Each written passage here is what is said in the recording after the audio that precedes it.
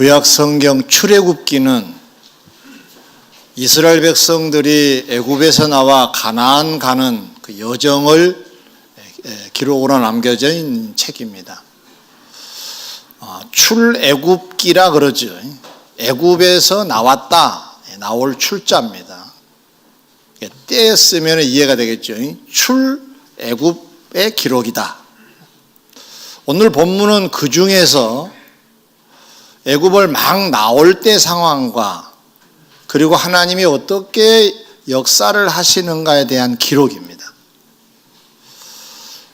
이 내용을 가만히 들여다보면 마치 영적으로 우리가 세상에서 나와서 천국 가는 사람들이거든요. 이 세상을 살아가는 우리들이 광야와 같은 세상이라고 그러잖아요. 그래서 하나님이 어떻게 인도하셨는가를 보면 하나님에 대한 우리들에 대하여의 사랑, 그에 대하여서 우리가 느끼게 되면 감사가 나오고, 그리고 또 원리가 이 속에 들어있기 때문에 방법을 찾게 되어서 본문을 소개하게 됐습니다. 오늘은 특별히 추수감사절입니다. 1년을 돌아보고 감사하는 날입니다. 지금 앞에 이렇게 온갖 과일들, 채소들이 진열되어 있지만 사실 우리들이 농사 짓는 건 아닙니다. 상징적으로 이렇게 해놓은 거고요. 그래서 우리는 시골은 지금도 이런 모습을 그대로 재현합니다. 그들이 농사 짓는 거 가져와서 예배를 드리죠. 우리는 조금 다른 각도에서 1년을 돌아보고 그동안의 삶을 돌아보면서 하나님의 인도 부분에 대한 감사를 고백하자는 차원에서 감사주의를 지키게 된 것입니다. 오늘 이 출애굽의 역사, 영적인 우리들의 모습 이렇게 연관시켜서 들여다보시고 하나님 말씀을 경청하심으로 은혜가 되시기를 먼저 주의 이름으로 축원합니다. 첫째로 이스라엘 사람들이 애굽에서 나왔다 그랬어요. 이걸 출애굽이다 그랬어요. 어디 가려고 그러느냐? 가나안 땅으로 가려고 이제 그렇게 나온 겁니다. 이 계획은 어디서부터 시작이 됐느냐? 하나님의 계획이었습니다. 하나님이 계획하셔서 모세를 때에 따라서 때를 맞춰 보내시고 그리고 인솔에 오도록 하나님이 하셨으니까 계획도 진행도 결과도 하나님께서 하신 일이고, 그러면 이걸 우리는 하나님의 작품이다 이렇게 말할 수도 있겠죠. 다 같이 출애굽은 하나님의 작품입니다.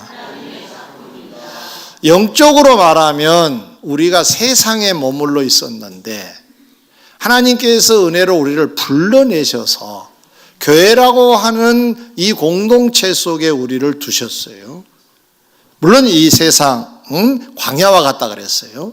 이 이스라엘 사람들이 사는 이 광야와 같이 우리가 사는 이 세상에서 이스라엘 사람들처럼 우리가 지금 공동체를 이루고 있습니다. 왜 이루고 있느냐?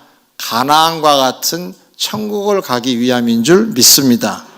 자, 그렇다고 한다면 이 또한 하나님께서 우리가 골라서 예수 믿고 구원받는 것이 아니라 하나님의 은혜로 이것도 계획된 것이고, 아멘, 진행된 것이고, 결과도 하나님이 작품이시기에 이 또한 하나님의 역사신 줄 믿습니다.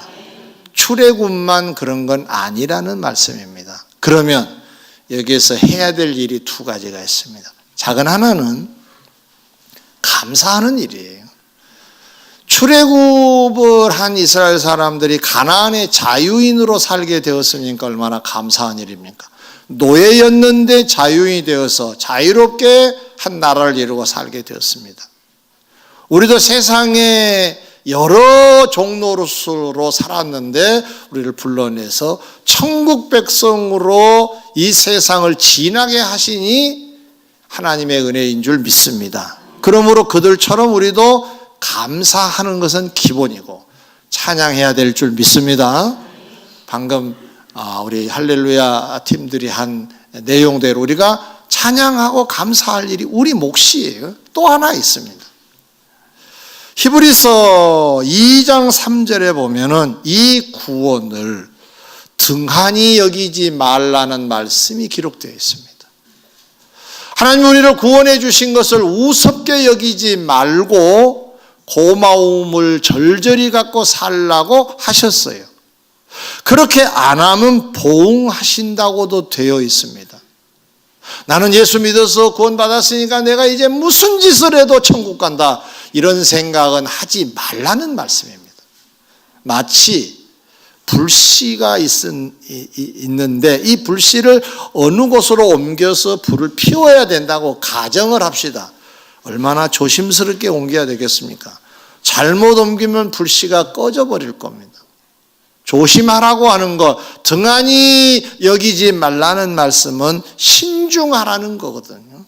이 구원의 배경, 예수 그리스도의 십자가 사건을 생각하면서 절절히 감사하고 조심스럽게 그 발자취를 따르는 우리가 돼야 될 줄 믿습니다. 두 번째로, 애굽에서 가나안을 가는데 하나님이 인도하셨다고 아까 말씀을 드렸어요. 그런데 지름길이 있었는데 지름길로 인도하지 않으셨어요. 돌아가게 하셨다고 성경에 기록이 되어 있어요. 당시의 그림을 한번 제가 여기서 보이지 않지만 한번 재현해 보겠습니다. 여기가 가나안 땅이에요. 여기가 애굽이에요. 그러면 애굽에서 나와가지고 쭉 올라가면 가나안이죠. 그런데 이 올라가는, 이 애굽에서 올라가는 이 지름길에 해당되는 이쪽은 바다예요. 이게 배로 갈 수 있어요. 당시 배가 없잖아요. 배편을 이용하지 않았어요. 그 다음에 이제 빨리 가는 방법 중에 하나가 해변도로를 따라가는 거예요. 그러면 거의 직선거리예요. 애굽에서 해변도로를 쭉 따라 올라가면 바로 여기에 가나안이 있어요. 그런데 그 길로 인도하지 않으셨다는 거예요. 그럼 어느 쪽으로 인도하셨느냐? 남쪽으로 내려와서 홍해, 바다가 있는 쪽으로 인도하셨다는 거예요. 홍해를 건너게 하시면서. 이건 무슨 얘기와 같은 것이냐 하면은 우리가 신앙생활을 하는 사람들이 되었어요. 신자가 된 거예요. 출애굽을 한 이스라엘 사람들처럼 그런 신자가 된 거라고요. 그런데 우리가 뭔가 꿈이 있어요. 그러면 꿈이 보여요. 달성할 수 있는 방법, 빨리 가면 거기 바로 달성할 수 있는 공간이 마련되어 있는데 이걸 돌아가게 하신 거라 그 말이죠. 빨리 성사시키지 않는 거예요. 이럴 때 답답하지요. 내가 뭘 그리 잘못했는데 왜 이리 빨리 안 됩니까? 불평하고 원망할 수도 있어요. 노골적으로 말하기는 거북스러우니까 입이 나올 수 있어요. 그래서 표정을 보면 입이 나와 있어요. 불만이 많은 사람은 입이 나옵니다. 한번 보실래요? 옆 사람을 한번 보시겠어요? 네. 입이 나와 있는 사람은 입 나온 훈련이 끝나서 입이 나와 있는 거예요. 불만이 있다 그런 말이죠. 그러면 이유나 좀 합시다. 하나님이 왜 이렇게 돌려보내신 거예요? 성경은 이렇게 말씀합니다. 성경의 기록이에요. 지름길이 있으나 가까울지라도 그랬어요. 그러면 지름길을 말하는 거죠. 그런데 그 해변가로 올라가면 그곳에 블레셋이라고 하는 나라가 있었어요. 이 블레셋은 어떤 위치냐면은 가나안 땅 옆에 해변가에 한 나라예요. 그리고 바로 지중해예요. 그래, 이 지름길로 올라가면 딱 만나는 사람들이 블레셋 사람들을 만나요. 근데 이 블레셋 사람들은 전쟁에 능한 사람들이에요. 해변가여서 해적들이 당시에 많이 출몰했다 그래요. 있는 거 빼앗아 또 바다로 나가고 뭐 이런. 그래서 싸움을 할 수밖에 없는 구조의 사람들이에요. 그러니까 훈련이 됐겠지요. 그러면 이스라엘이 장정만 60만 명이에요. 시커먼 때가 블레셋 쪽으로 오면은 블레셋 사람들이 어떻게 생각했겠어요? 우와, 저놈들이 우리나라를 없애려고 온다 그럴 거 아니에요. 그러면 묻지도 아니하고 전쟁할 겁니다. 그런데 전쟁이 시작되면 이스라엘 사람들은 아이고 뜨거워하고 도망갈 거라는 거예요. 무서워서 두려워서. 하나님이 그걸 내다보신 거예요. 그래서 전쟁이 없는 쪽으로 돌아가게 하셨다고 성경에 기록이 되어 있습니다. 여러분, 우리가 이리 가면 지름길인데 라고 하는 길이 있어요. 그것만 되면 나 끝날 것 같은데 맞아요. 그런데 가끔 돌아가요. 비밀이 있어요. 우리 생각은 이게 지름길이고 이 길로 가면 틀림없는데 하나님은 때로는 돌아가게 하신다는 거예요. 그런데 이유는 우리의 유익을 위하여이신 줄 믿습니다. 당시 그 사람들은 원망했겠죠. 왜 이 길이냐고. 지름길이 있는데 왜 돌아가게 하느냐고. 얼마나 입이 나왔겠어요. 얼마나 사랑설레 했겠어요. 근데 알고 봤더니 이런 배경이 있었다는 거예요. 그런데 이와 비슷한 사례가 이 출애굽기에 또 하나 있어요. 14장에 가면요, 이제 이스라엘 사람들이 홍해 앞에 딱 모여 있어요. 근데 이리 가자는 거예요. 가야 된다는 거예요. 모세가 여기까지 데려온 거예요. 그럼 앞에는 홍해예요. 어디로 가요? 겨우 진정시키고 애굽에서 나온 이 사람들이 홍해 앞에 옹기종기 모여 있는 거예요. 길이 없어요. 그러니까 뭐 일부에서는 그랬겠죠. 우리 다시 돌아가자. 이건 아마 안 된 것 같다. 아니, 가려면 저리 가야 되는데 왜 홍해 앞에 와 있느냐는 거예요. 자, 그런데 그 무렵 애굽에서는 어떤 일이 있었느냐? 애굽은 사실 이스라엘 사람들이 나가는데 멍하니 쳐다만 보고 있었어요. 그럴 수밖에 없는 게 최근에 내린 재앙이 뭐냐면은 장자를 죽이는 재앙이에요. 이스라엘 사람들을 손을 댔다가 장자가 다 그냥 죽고 말았어요. 장자가 없는 집이 어디 있겠어요? 각 가정에 장자가 다 있어요. 다 죽어버렸어요. 그러니 얼마나 대성통곡했겠어요. 슬픔이 애굽에 가득했겠지요. 그러니까 이스라엘 사람들이 지금 나가는 것이지만은 붙잡을 수가 없었어요. 손댔다가는 큰일 날 것 같으니까. 그래서 멍하니 바라만 보다가, 그런데 하나님께서 바로를 찾아오신 거예요. 바로를 찾아오셔서 그의 마음을 완악하게 하셨다 그랬어요. 이놈들 하는 마음이 생기게 하셨다 그런 말이에요. 전성경에는 강팍게 하셨다라고 되어 있습니다. 이게 무슨 얘기냐 하면은 이스라엘 사람들이 나가면 우리 경제적으로 큰 손실인데 하는 것을 깨닫게 해서 붙잡도록 마음을 들쑤셔 놓으셨다는 말이에요. 아니, 끝까지 그냥 광야에서 가나안 갈 때까지 멍하니 쳐다만 보도록 해 주셔야 맞겠는데 왜 들쑤셔 놓느냐고요. 약 주고 병 준 것 같지 않나요? 응? 그런데 바로가 정신이 들어서 그런 게 아니고 하나님이 바로를 강팍게 하셨다고 14장 4절에는 기록을 하고 있어요. 놀라운 사실입니다. 자, 왜 이랬을까요? 두 가지 이유가 있어요.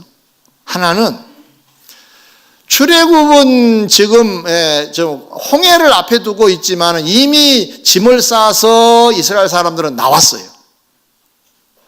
그런데 홍해를 바라보더니 마음이 좀 바뀌기 시작한 거예요. 안 된가 보다. 우리 다시 돌아가자. 불안하고 염려가 생기고 걱정이 생긴 거예요. 어떻게 해서라도 앞으로 가자라고 해야 되는데 머무르고 있는 그들에게 빨리 가게 하실 목적으로. 두 번째로는 바로와 그 군대는 독해서 이들이 만약에 광야에 갔다 하더라도 저쪽 지름길에 해당된 저쪽 북쪽으로 해가지고 돌아오면 그냥 잡혀요. 무장한 이들이 쫓아가서 잡아오면은 다시 노예가 돼야 돼요. 그래서 하나님께서는 그들을 불러내신 거예요, 사실상. 그래서 결과로 보면 우리가 알 수가 있는데 홍해가 갈라지지요. 그들이 불안하고 있을 때 모세가 기도해서 그 문을 열어요. 그래서 홍해를 갈라서 건너가게 하세요. 할렐루야. 망설이고 있는 그들을 재촉해서 가게 하셨어요. 그래서 모세를 독촉했고 모세는 기도하게 됐고 그래서 결국은 문이 열려서 가게 된 거예요. 자, 1차 성공했지요. 2차는 뭐냐? 바로와 그 군대를 쫓아오게 문을 열어놓으셨어요. 중간쯤 왔을 때 물이 원상 회복이 되고 맙니다. 그럼 어떻게 되겠어요? 물에 빠져 다 죽지요. 수장이 되고 말았어요. 쫓아오는 세력을 다시 쫓아오지 못하도록 지금 무사히 지난다 하더라도 광야를 쫓아올 것이 뻔한 애굽 군대를 아예 없애버리시려고 다 오도록 해서 수장을 시켜버리신 거예요. 이렇게 하나님은 인도하셨어요. 자, 우리 얘기를 좀 해볼까요? 우리도 세상을 살아가면서 뭔가 아슬아슬할 때가 있어요. 딱 막혀 있을 때가 있어요. 거기다가 엎친 데 겹친 격으로 또 뭐가 또 자꾸 붙어. 하나만 고민 것이 아니라 2개, 3개가 고민거리야. 일 터지면 여러 가지가 터지잖아요. 요거 좀 수습할 만하면 요거 터지고 또 이런 경우 더러 있잖아요. 그때 여러분 어떻습니까? 이게 나오지 않던가요? 노골적으로 불만을 말할 수는 없고 안 믿어 그럴 수는 없고 힘들고 어려울 수 있죠. 그런데 이때 그들은 기도해서 그 문을 열었지요. 우리들에게 이런 상황이 생긴 것은 해야 할 것을 독촉하고 계신다는 걸 눈치채야 됩니다. 걸어가야 할 길을 빨리 걸어가라는 재촉의 신호로 알아야 됩니다. 그리고 그것이 되면 우리를 힘들게 하는 바로와 그 군대와 같은 세력은 아예 지구상에서 없어지도록 수장시켜 버리실 줄 믿습니다. 지금 제 눈에는 여러분 곁에 바로가 왔다 갔다 한 것 같기도 합니다. 그러나 무서워할 것도 없습니다. 여러분이 결심하고 가야 할 길을 가고 해야 할 일을 하면 그건 사라지게 되어 있습니다. 왜? 하나님이 우리를 사랑하셔서 인도하고 계시기 때문에 그렇습니다. 할렐루야. 신약 얘기를 하나 더 하죠. 요한복음 11장에 보면 주님이 많이 사랑하시던 나사로가 병이 들어 죽어가고 있을 때 멀리 계시지 않는 인근에 계신 주님께 사람을 보내서 빨리 좀 와달라고 부탁을 합니다. 나사로와 그 가족은 예수님에게 있어서는 너무너무 귀한 가족입니다. 그래서 성경에 뭐라고 묘사를 하고 있느냐? 사랑하는 나사로, 사랑하는 마리아 이렇게 표현하고 있고 그들도 예수님에 대하여서 표현할 때 사랑하는 예수님이라고 표현합니다. 일상 용어가 아닌데 그들을 썼어요. 왜? 그만큼 사랑으로 맺어진 관계예요. 사랑으로. 그런데 그 나사로가 병이 들어 죽어가고 있다는 거예요. 그런데 왜 빨리 안 가시는 거예요? 이틀을 더 계시다가 가셨대요. 가끔 여러분 급할 때 주여 그러면 오냐 하고 나타나면 얼마나 좋겠어요. 네. 아니 하시기도 해요. 이틀이 2주가 되기도 하고 때로는 미안하지만은 2달이 되기도 합니다. 그 홍해 앞에서 우리가 어떻게 하느냐에 따라서 바로가 얼마까지 옆에 있느냐 없느냐 결정이 나는 겁니다. 바로를 물리치시기를 원하시면 아멘 해보세요. 바로는 귀찮은 존재입니다. 무장을 해서 우리를 해하려고 한 겁니다. 방법은 홍해를 빨리 건너가야 해요. 홍해가 앞에 있으면 여기서 출발해야 된다고 하면 홍해를 어떻게 하든지 건너야 되는데, 그러면 불가능하게 보일 때는 하나님께 기도하는 길밖에 없는 거죠. 아멘. 그래서 모세가 기도를 하고 모세가 그들을 이끌어 가는데 문을 확 열고 가게 합니다. 새로운 결심들을 하실 때 바로는 물러갈 줄 믿습니다. 옛날 스타일로 사시면 바로는 당분간 있을 겁니다. 주님 이틀 더 이상으로 머무시다가 오실 겁니다. 같은 의미죠. 사랑하는 성도 여러분, 오늘 제가 제목을 좀 희한하게 잡았습니다. 제목만 시작. 그 문법상 맞나요, 이게? 국문학 출신들 하면 대답해 보세요. 이 말이 맞나요? 돌아가는데 뭔 지름길이에요? 이미 말이 틀어졌는데. 제가 출애굽한 이스라엘 사람들 때문에 이 표현을 했습니다. 홍해길은 가까울지라도 지름길이지만은 그 지중해 쪽으로는, 해변도로는, 그러나 그 길로 가게 되면 다시 돌아와 버릴 것이 뻔하기 때문에 돌려보내셨다고 그랬죠. 실제로 가나안을 가려고 하면은 어느 것이 지름길인가요? 돌아간 게 지름길이잖아요. 아멘. 그래서 돌아가는, 옛날 사람들은 삼각지가 생각이 날 겁니다. 그런 말 아니고요. 돌아가는 지름길인 줄 믿습니다. 돌아가는 지름길이에요. 지금 돌고 계신 분 계세요. 그거 정상이에요. 걱정하지 마세요. 그러나 그 끝자락은 가나안이 있듯이 여러분의 소원이 성취되는 날이 올 줄 믿습니다. 잘만 따라가면 말이에요.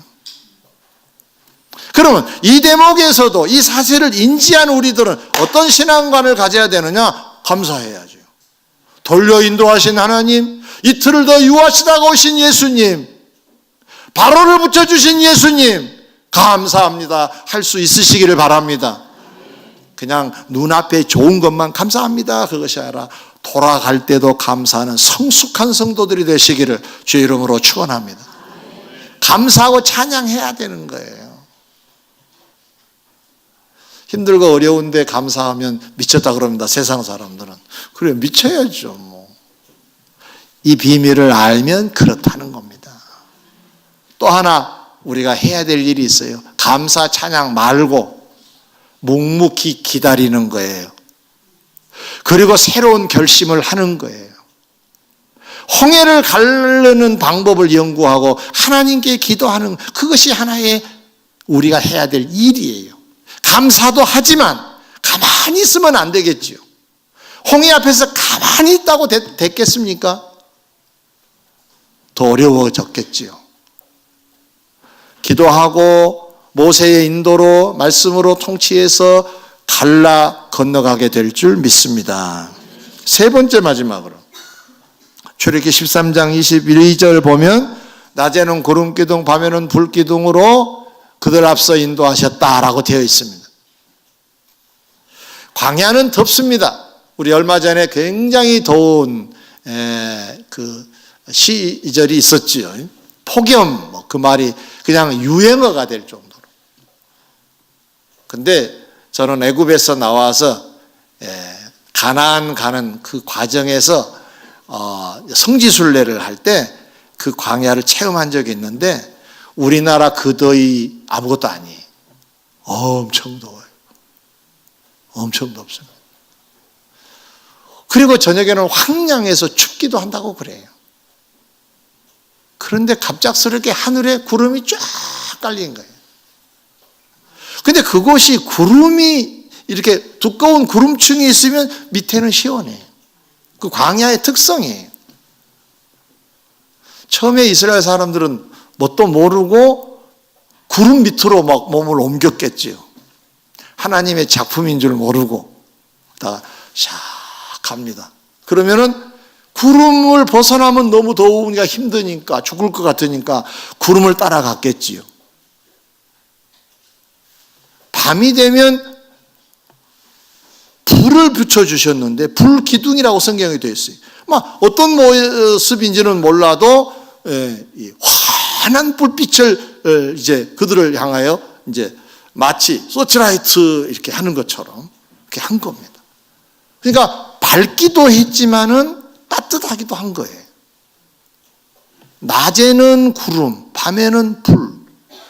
그런 그 기둥을 이루어서 그들을 인도하시고 보호하셨다고 성경에 되어 있어요. 이건 어떤 의미냐? 하나님이 인도하시는데 낮에도 밤에도 인도하신다. 떠나지 아니하고 이 구름과 불 기둥이 언제까지 갔느냐 하면은 광야가 끝날 때까지 구름과 불은 계속됩니다. 할렐루야. 하나님이 이 세상 끝날까지 함께 하신다는 말씀인 줄 믿습니다. 마태복음 28장 19절 이하에도 그랬잖아요. 세상 끝날까지 내가 너와 함께 하겠다. 할렐루야. 고린도전서 6장 20절에 보면 우리 안에 성령을 두셔서 함께 하신다고도 하셨어요. 우리는 지금 하나님과 함께하고 계십니다. 할렐루야. 하나님이 우리와 함께하고 계신 줄 믿습니다. 함께 출애굽한 이스라엘 백성들에게 법궤로 구름으로 불로 함께 하신 것을 보이시고 앞서 인도하신 것처럼 우리 또한 그렇게 인도하고 계신 줄 믿습니다. 자, 이 한 예를 좀 들어보면 사도 바울 일행이 제2차 전도 여행을 하는 중에 아시아 지역을 다니고 있었어요. 그런데 성령이 나타나셔서 아시아에서 복음을 전하지 말라고 하심으로 다른 곳으로 옮겨갑니다. 다른 곳이 어디였느냐? 마게도냐 지역인데 지금 유럽을 말합니다. 성령이 안내하셔서 방향을 바꿨어요.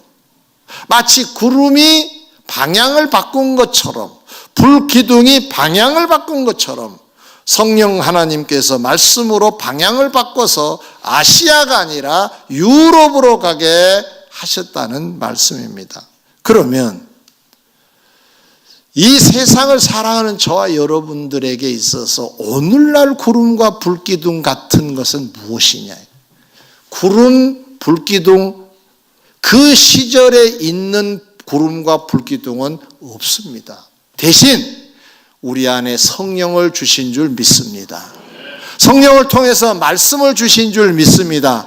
쉽게 해석하면 말씀이 불이고 구름이에요. 하나님의 말씀으로 그 그늘을 만들어 주시고 불을 만들어 주셔서 그 안에 머물기를 원하신 줄 믿습니다. 세상 끝날까지. 출애굽한 이스라엘 백성들 중에 이 과정에서 구름을 이탈한 세력 한 사건을 제가 오늘 소개하고 말씀을 마치려고 합니다. 민수기 14장에 보면 모세가 이스라엘 백성들에게 하나님의 말씀을 전합니다. 그런데 하나님의 말씀을 전할 때가 광야의 끝자락 부분에서 전하게 됐는데 이제 얼마 남겨놓지 않을 때예요. 그런데 무슨 얘기를 하느냐? 전에 광야에서 서서히 생명을 잃은 많은 지금 살아있는 이 사람들의 소위 조상들, 선배들의 얘기를 합니다. 그때 12명의 정탐꾼을 두고 가나안에 정탐을 하고 돌아왔을 때 가지 말자라고 외친 사람이 10명, 가자고 한 사람이 2사람, 그리고 백성들은 이 말을 듣고 애굽으로 돌아가자 한 사람들이 대부분. 그래서 하나님께서는 진노하셔서 그들을 다 멸하셨어요.